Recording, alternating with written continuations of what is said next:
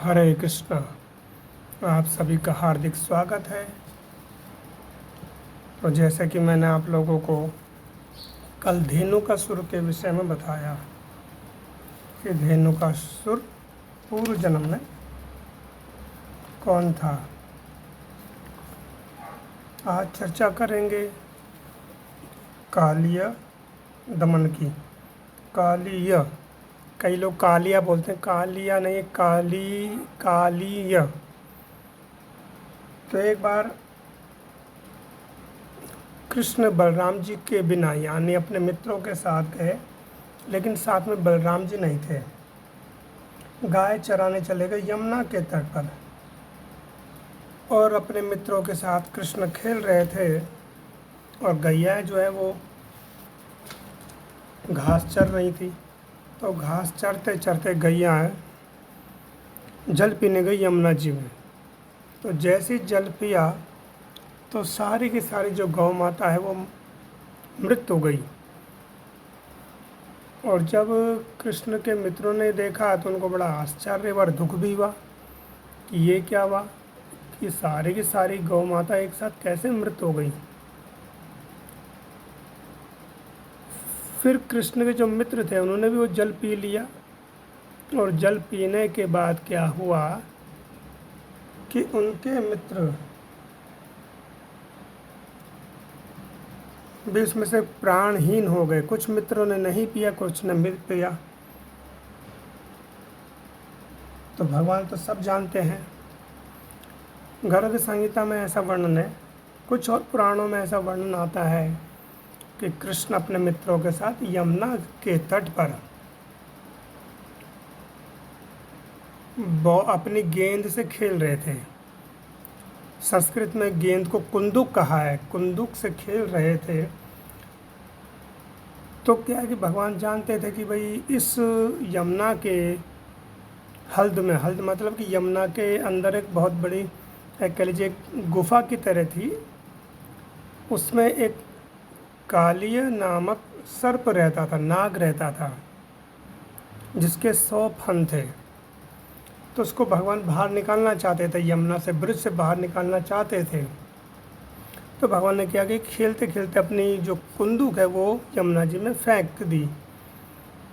अब कृष्ण के मित्र कृष्ण से बोलने लगे, भाई तूने गेंद फेंकी है, तू ही लाएगा, हम तो नहीं लाएंगे। तो कृष्ण उस यमुना जी में कूदने के लिए जब तत्पर हुए तो कई मित्रों ने मना कर दिया, अरे कृष्ण वहाँ मत जा, वहाँ तो भैया बहुत बड़ा विषधर रहता है और जो भी उसके निकट जाता है वह मर जाता है, नहीं बचता है। तो कृष्ण ने उन सब की बात नहीं सुनी और कृष्ण यमुना जी में कूद गए। कदम का वृक्ष, अगर आप लोगों ने वृंदावन की परिक्रमा करी हो तो वृंदावन की परिक्रमा में कदम का वृक्ष आता है, वो मार्ग भी आता है। क्योंकि अभी जो आप यमुना जी देख रहे हैं वृंदावन में, वो बहुत पीछे हो गई है, बहुत ही कह सकते छोटी हो गई है। लेकिन जहाँ पर कालिय दमन का वो स्थान है, यमुना जी वहाँ तक बहती थी।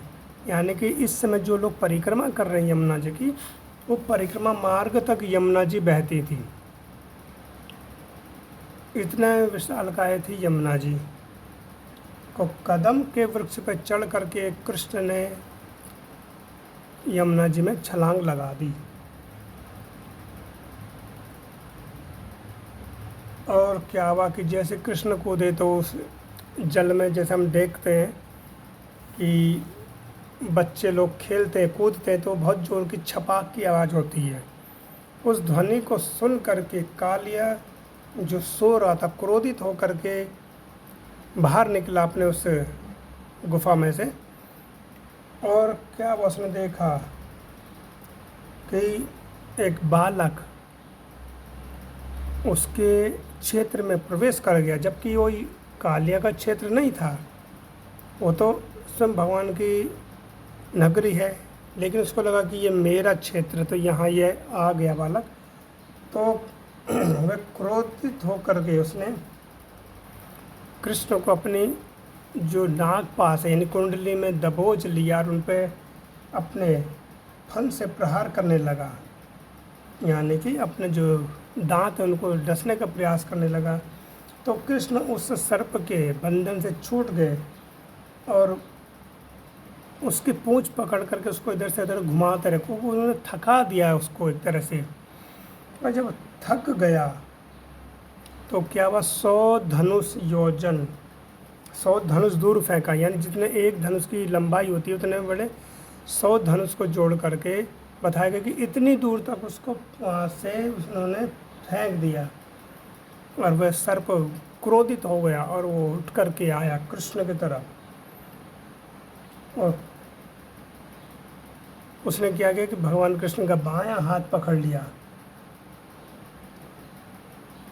और क्या किया फिर भगवान ने अपने दाहिने हाथ से उसको जो फन है उसको क्या किया, जल में डुबो दिया। बार बार निकालते थे बाहर, ऐसा करते बहुत देर तक कृष्ण और कालिया का आपस में युद्ध होता रहा। इधर क्या हुआ कि कुछ बच्चे जो मूर्छित नहीं हुए थे वो भागे भागे गए। उनमें से ग्वाल बालों ने माता यशोदा को ये सूचना दी कि माता यशोदा कृष्ण यमुना जी में कूद पड़े हैं जहाँ कालिय सर्प रहता है, नाग रहता है।